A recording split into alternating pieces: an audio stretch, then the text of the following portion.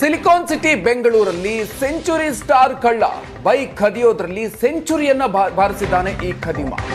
3 ವರ್ಷದಲ್ಲಿ 100 ಬೈಕ್ ಅನ್ನ ಕಳ್ಳತನ ಮಾಡಿದ್ದಾನೆ ಈ ಕಳ್ಳ. ಖದೀಮನ ಬಂಧಿಸಿದ ಕೆಆರ್ ಪುರಂ ಪೊಲೀಸರು. ಆಂಧ್ರದ ಬಂಗಾರುಪಾಳ್ಯಂನ ನಿವಾಸಿ ಪ್ರಸಾದ್ ಬಾಬು ಅರೆಸ್ಟ್ ಆಗಿದ್ದಾನೆ. ಕಳೆದ 3 ವರ್ಷದಲ್ಲಿ 100 ಬೈಕ್ಗಳನ್ನು ಈತ ಕದ್ದಿದ್ದಾನೆ. ದುಬಾರಿ ಬೆಲೆಯ ಬೈಕ್ಗಳನ್ನೇ ಟಾರ್ಗೆಟ್ ಮಾಡ್ತಾ ಇದ್ದ. ಮನೆ ಮುಂದೆ ನಿಲ್ಲಿಸಿದ್ದ ಬೈಕ್ಗಳನ್ನೇ ಎಗರಿಸ್ತಾ ಇದ್ದ. ಬಂದ ದಿನವೇ ಬೈಕ್ ಅನ್ನ ಕದ್ದು ಅದೇ ಬೈಕ್ನಲ್ಲಿ ಎಸ್ಕೇಪ್ ಆಗಿದ್ದ. ಬೆಂಗಳೂರು, ತಿರುಪತಿ, ಚಿತ್ತೂರು ಸೇರಿ ಹಲವೆಡೆ ಈತ ಕಳ್ಳತನವನ್ನ ಮಾಡ್ತಾ ಇದ್ದ. ಇನ್ನು ಕಳ್ಳತನ ಹಣದಲ್ಲಿ ಮೋಜು ಮಸ್ತಿಯನ್ನ ಮಾಡ್ತಾ ಇದ್ದ.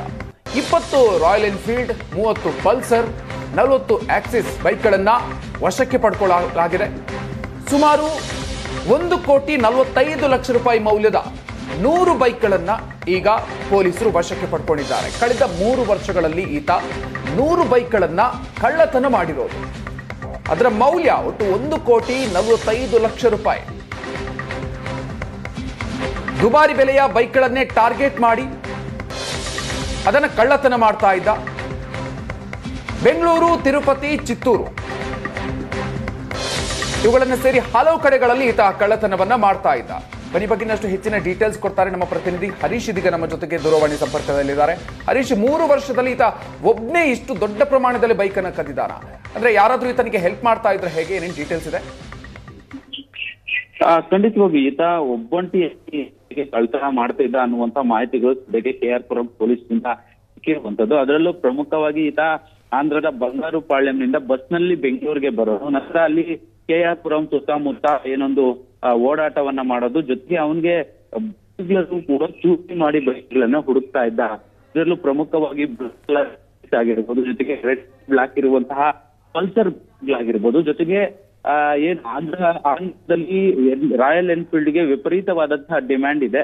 ಹೀಗಾಗಿ ಆತ ರಾಯಲ್ ಎನ್ಫೀಲ್ಡ್ ಯಾವುದೇ ಬೈಕ್ ಸಿಕ್ಕಿದ್ರು ಕೂಡ ಕದೀತಾ ಇದ್ದ ಅನ್ನುವಂತ ಮಾಹಿತಿಗಳು. ಜೊತೆಗೆ ಅತ್ಯಂತ ಈಸಿದಾಯಕವಾಗಿ ಒಂದು ರಾಯಲ್ ಎನ್ಫೀಲ್ಡ್ ಕದಿಯುವಂತಹ ಒಂದು ಟೆಕ್ನಿಕ್ ಅನ್ನ ಈತ ಕಂಡುಕೊಂಡಿದ್ದ. ಅದರ ಡೆಮೋ ವಿಡಿಯೋ ಕೂಡ ಈಗಾಗಲೇ ಏಷ್ಯಾನೆಟ್ ಸುವರ್ಣ ನ್ಯೂಸ್ಗೆ ಲಭ್ಯ ಆಗಿರುವಂತದ್ದು. ಜೊತೆಗೆ ಈ ಆರೋಪಿ ಏನಿದ್ದ ಈತ ಈ ಕದ್ದ ಬೈಕ್ಗಳನ್ನ ಸುಮಾರು 10,000ದಿಂದ 20,000 ಕಡಿಮೆ ಬೆಲೆಗೆ, ಅಂದ್ರೆ 1 ಲಕ್ಷ ಬೆಲೆ ಬಾಳುವಂತಹ ರಾಯಲ್ ಎನ್ಫೀಲ್ಡ್ ಬೈಕ್ ನನ್ನ ಕೇವಲ 10,000, 15,000ಕ್ಕೆ ಆಂಧ್ರದಲ್ಲಿ ಮಾರಾಟ ಮಾಡ್ತಾ ಇದ್ದ. ಅದು ಕೂಡ ಕೆಲವೊಂದಷ್ಟು ಆರೋಪಿಗಳು ಏನಿರ್ತಾರೆ ಅಲ್ಲಿ ಆಂಧ್ರದಲ್ಲಿ ಇರುವಂತಹ ಈ ಸಾರಾಯಿ ಸಾಗಾಟ ಮಾಡುವಂತವ್ರು, ಈ ರೀತಿಯಾಗಿ ಇಲ್ಲಿಗಲ್ ಆಗಿ ಸಾರಾಯಿ ಸಾಗಾಟ ಮಾಡುವಂತ ಒಂದಷ್ಟು ಆರೋಪಿಗಳು ಏನಿರ್ತಾರೆ ಅವರಿಗೆ ಈ ಒಂದು ಬೈಕ್ಗಳನ್ನ ಸೇಲ್ ಮಾಡ್ತಾ ಇದ್ದ.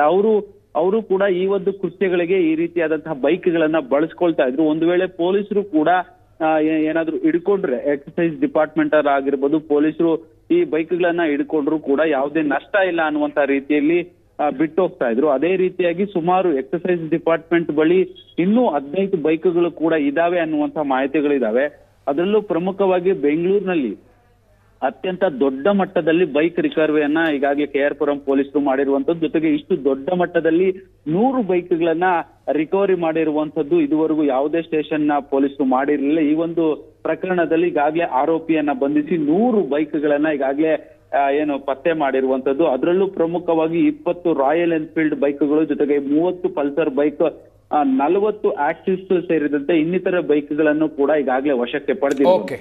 Okay, thank you Harish ಡೀಟೇಲ್ಸ್ಗೆ.